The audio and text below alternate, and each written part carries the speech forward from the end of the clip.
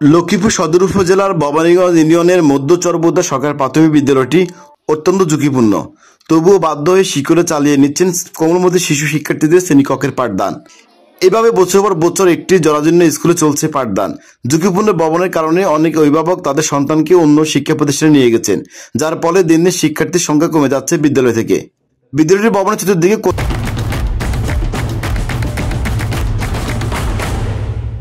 কোথায় খসে পড়ছে প্লাস্টার, কোথায় আবার মাথার উপর থেকে জোরে পড়ছে ইট আর সুরকি।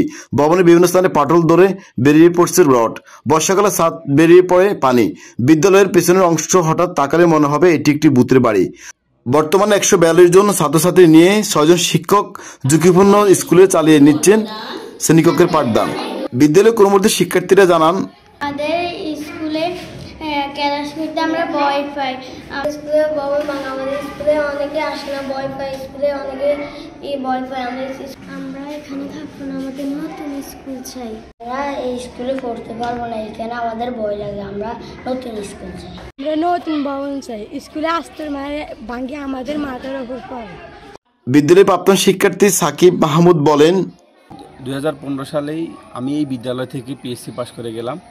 সেই আমরা যখন ছিলাম এই স্কুল তখন থেকেই জরাজীর্ণ, এখন একেবারেই জরাজীর্ণ হয়ে গেছে যে শিক্ষার্থীরা এখন আর কোনো প্রকারে ক্লাস করতে আগ্রহী না। যারা গার্ডিয়ানরা আছে ওনারা ভর্তি করে দিলেও শিক্ষার্থীরা আসতে চায় না, কারণ ভবনের অবস্থা একেবারে জরাজীর্ণ। আমরা মাননীয় জেলা প্রশাসক ডিসি মহোদয়ের কাছে আবেদন করব, আমাদের এই বিদ্যালয়টা যেন অতি শীঘ্রই আমাদের এই বিদ্যালয়টা করা হয়। আমাদের এখানে দুর্যোগ ব্যবস্থাপনার কোনো নাই, সেক্ষেত্রে আমরা চাই এই ভবনটি যেন সাইক্লোন সেন্টার হিসেবে আসে। বিদ্যালয়ের সহকারী শিক্ষক মর্জিনা বেগম আকিব প্রকাশের বলেন, এমন ঝুঁকিপূর্ণ শিক্ষা প্রতিষ্ঠান এই জেলায় আর একটিও নেই। আসলে আমাদের এই স্কুলটা আমি যখন ফার্স্ট আসছি এখানে আমি ভয়ে আসতে পারিনি ঝুঁকিপূর্ণর কারণে। আপনার বাচ্চারা অনেক গার্ডিয়ানে আসে আমাদেরকে বলে যে আপনারা কিভাবে ক্লাস করান। আমরা পরিস্থিতি শিকার ক্লাস করতে হবে সরকারি চাকরি করে। আর এই স্কুলটা যে এভাবে এত ঝুঁকিপূর্ণ আসলে বর্তমানে আমি কোথাও কোনো স্কুল দেখি নেই। বাচ্চারা আমাদেরকে নিজেরাই ভয় পায় যখন বর্ষাকাল আসে। বিদ্যালয়টা এমন ঝুঁকিপূর্ণ যে যখন একটু বাতাস আছে বা আপনার বৃষ্টি হয় তখন কি খুবই আতঙ্কের মধ্যে বাচ্চারাও থাকে, টিচাররা আতঙ্কে থাকে, যে অভিভাবকরা তো আতঙ্কে থাকে। সবাই ফোন দেওয়া শুরু করে যে ম্যাডাম এখন তো বৃষ্টি আসতেছে, জ্বর আসতেছে, এখন আমরা কি করবো, আপনারা কি করতেছেন আমাদের বাচ্চাদের। তো যেহেতু বাচ্চাগুলো আমাদের কাছে আসে, ওরা আমাদের বাচ্চাই, ঠিক আছে, তো ওদের কিছু হলে কিন্তু এই দায়ভারটা আমাদের। তো আমি কর্তৃপক্ষের কাছে অনুরোধ করছি যে কোনোভাবেই হোক এই বিদ্যালয়টা যাতে একটা নতুন ভবন আসে। প্রধান শিক্ষক মোহাম্মদ জহিরুদ্দিন বলেন, বিদ্যালয়টি ছিল রেজিস্টার প্রাথমিক বিদ্যালয়, এরপর সরকারি প্রাথমিক বিদ্যালয় হিসেবে রূপান্তরিত হয়। আমাদের বিদ্যালয়ের ভবন সমস্যা, বিদ্যালয় ভবন একেবারে জরাজীর্ণ, একেবারে ঝুঁকিপূর্ণ। এলাকার অনেক মানুষ নিজেদের বাচ্চাদেরকে স্কুল দিতে রাজি নয়। স্কুল যে কোনো সময় ধসে পড়তে পারে। ঝুঁকিপূর্ণ বিদ্যালয় হিসাবে এলাকার অনেক মানুষ নিজেদের বাচ্চাদেরকে স্কুল দিতে রাজি নয়। আমাদের স্কুলে 6 জন শিক্ষক আছে এবং তারা নিয়মিত স্কুলে পাঠদান দিতেছে। লক্ষ্মীপুর জেলা প্রাথমিক শিক্ষা অফিসার মোহাম্মদ সাজ্জাদ জানান, মধ্যচর উভতা সরকারি প্রাথমিক বিদ্যালয় বিষয়টি অবগত হয়েছি।